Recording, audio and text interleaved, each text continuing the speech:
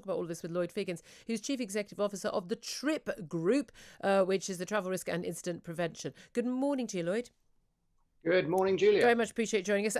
It was a bizarre situation where everyone waited for this Monday, the 17th of May date, right? We were going to find out when we were told, yes, you'll be able to travel. We'll give you a list of countries, green, amber and red list. We all know the rules around those. Well, we think we do on any given day of any given hour of any given day.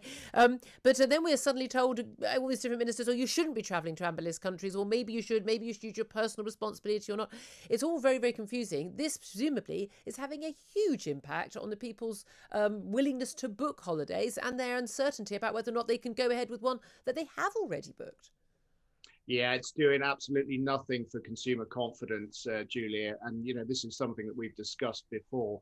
One thing that I do think needs to be made really abundantly clear is that if you do decide to book to an amber or to a red holiday, which, as you say, or a country, I should say, which, as you say, is not illegal. One thing is that would be going against the Foreign Office advice. And in doing that, you are likely to invalidate your insurance. So let's not just look at COVID here. Yeah. Imagine if you were to have an accident or an injury whilst you were overseas, or there was a delay or a cancellation, your cover from your insurance is not going to cover you. So any expenses that are incurred as a result of that are going to come out of your own pocket. And as far as I'm aware, there's only one insurance, which is hotspot cover insurance, who are actually covering all those things. And presumably rather expensive. Well, that would depend on where you're going and what region you're going to. But the fact of the matter is that a lot of people don't have the appetite to absorb any expenses that might come if they do book to an amber or to a red. But the situation you're in there, so you not only do you need to look at the COVID website as part of gov.uk to see which countries you're legally allowed to go to, then you need to cross-check that with the countries which you can realistically go to, because all very well having Australia and New Zealand on the list, but they won't be letting you in.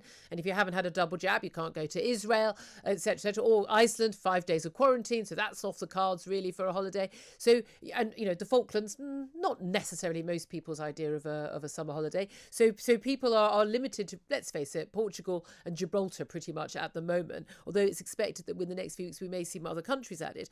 But again, people are questioning that now because the government has seemed to be so keen on us not travelling abroad on holiday. But you've also got to cross-check it against Foreign Office advice.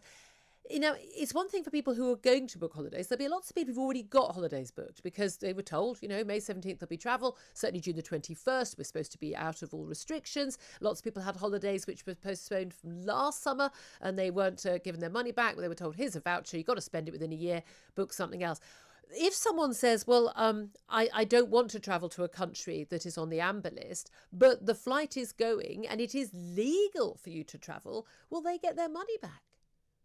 Well, that's why it's really important that you book with somebody who is ATOL bonded, you go through a travel agent, and there's been lots of dialogue around this. I think but most people don't do that. They book their flight, they book their hotel, they go on various different websites. I don't know anyone who books through a travel agent anymore. And that, Julia, is what I would actually advise against people doing, certainly in the short term. Let's just remember, this is your money. It's best off in your hands until the situation actually changes. If you've got a voucher, then fine, then use it when you're able to do so. Yeah. But let's look at what we're actually facing at the moment. There's no point, there's plenty of crystal ball gazers out there at the moment, Julia, all being able to perhaps predict what's going to happen, but much of it has not come to fruition. Yeah. So we've really got to look and deal with or play what we see in front of us. And I would say to people, look, just be patient until we get that June the 21st announcement. And I'm sure that a lot of these European countries are going to be on that list. A lot of those favorites are going to be coming back.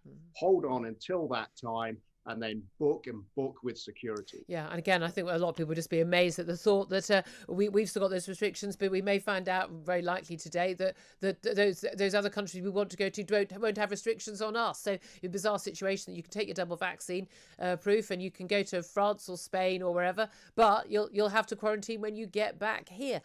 Very bizarre scenario there. Lloyd Figgins, the Chief Executive Officer of the TRIP Group. Thank you so much.